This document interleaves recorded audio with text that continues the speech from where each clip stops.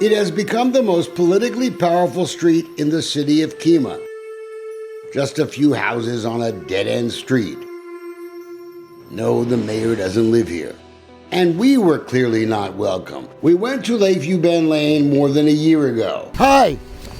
Did you sign this letter? After getting this no trespassing letter signed by 9 people who live in 6 houses, we had never met any of them until that day in August of 2020. I got a no trespassing letter from people I know I've never met in my life. You don't know, you have no idea? No. You have no idea? No. Okay. They even called the cops to arrest me, claiming I had dared to breach their private street by a few inches with our camera. This filming stuff is going to be a big problem for you. Really? Yes. Okay, well, you've officially scared me. The Meisinger signs were a hint back then. You know, the guy who wants re-election even after doing his bizarre Thor reenactment. Very protective of the humans because they're so helpless and ridiculous. Proclaiming this town was terrible. This town is terrible. What a campaign slogan. Do you consider yourself above the law, like the majority of politicians in this country? But sadly for Kemah voters, the politics here has devolved into a childish game of political chess. From the chess master, Matt Wiggins, who came in last in the last mayor's election, got charged with an ethics crime, but still looks for ways to control this town. Come talk to me!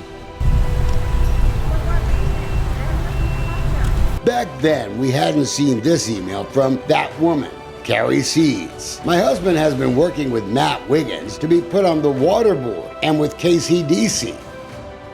But her husband, Robert Kelly, wasn't even a taxpayer in the water district. The street needed to be annexed. Kemah City Council fixed that. Where is Robert Kelly today? Appointed on the WCID 12 Water Board. Kelly had made a run for city council but dropped out to support his opponent. He recommended the Wiggins 3, Evans, Meisinger, and Saldana, all reliable votes for stuff Matt Wiggins wants. Kelly then sought a $38,000 contract to clean city buildings during COVID. It didn't happen after it was shot down by a city councilman. But Kelly is now another silent voice, ignoring the criminal charge by the Galveston County DA, accusing Wiggins of misusing water funds. And Wiggins, he's still president. Last year, an elected city councilman suddenly resigned.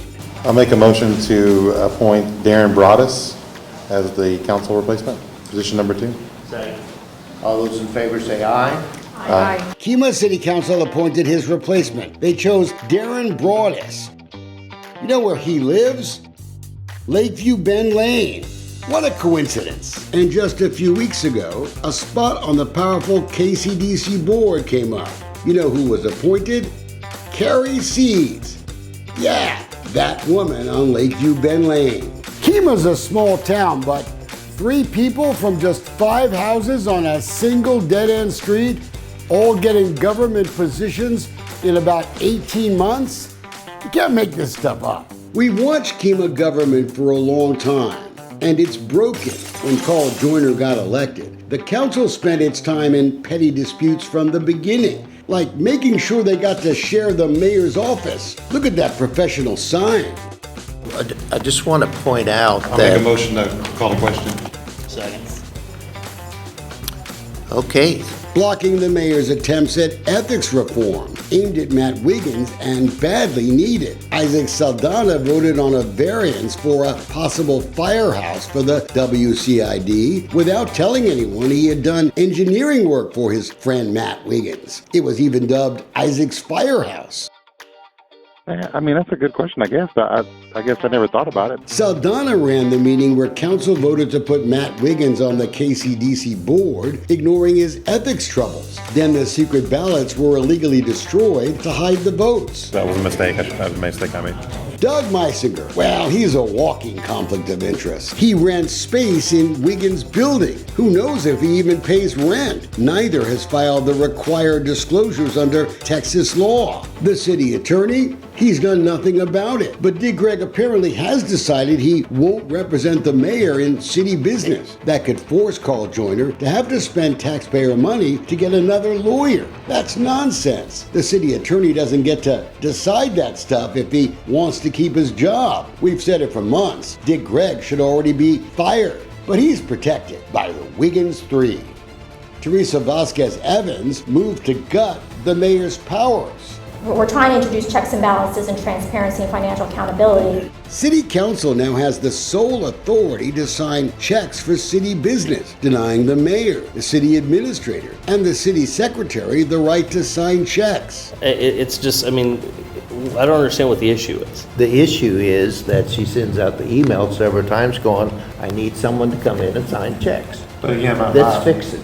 With the current personnel levels, I cannot meet your expectation. It's an insult to the very people who are hired to run Kemah City Hall daily. We're probably the only city in Galveston County that doesn't have the city administrator or manager signing checks. We got to get to the bottom of this because we defame people here and it's not proper. The city attorney and the Wiggins Three are blocking the release of the report on alleged corruption in the renovation of City Hall. Well, let's get on and get it done then. No, I agree we should do it in a timely manner. I agree with But that. this has been hanging on for a long time. Absolutely And agree. it's ridiculous.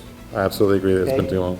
We're hurting people here. Remember, it was Matt Wiggins who wanted that investigation in the first place, even while he was facing criminal charges of his own. I'm certainly not worried about going to jail on this one. Kemah taxpayers have paid thousands of dollars for that investigation by a law firm. And now the Wiggins Three, they don't want you to see what the lawyers found. Look, I'm a big fan of checks and balances, but a coordinated campaign to stop a newly elected mayor from doing anything from day one is just an insult to the voters who elected him.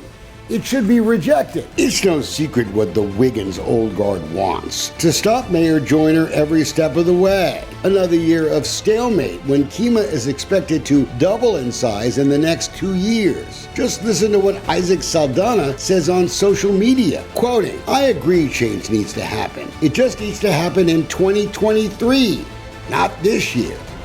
Look at this Facebook post from his wife, quoting, "Please vote. We need the right counsel to keep the mayor from running amok." The campaign is typically ugly Kemah style.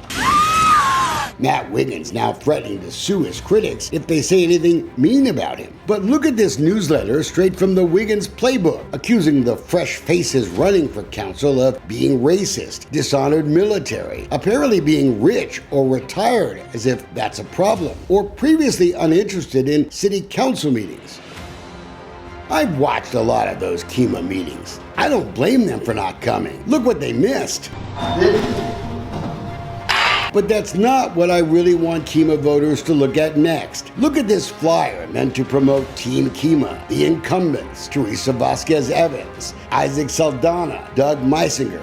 It's their 47 years of experience serving Kemah, over 16,000 days. Someone counted. That means the same people have been in charge way too long. Matt Wiggins likes it that way. This Kemah resident asks a very good question. Does it make any sense to keep voting for the same folks and expect different results? Are you happy with Kemah politics?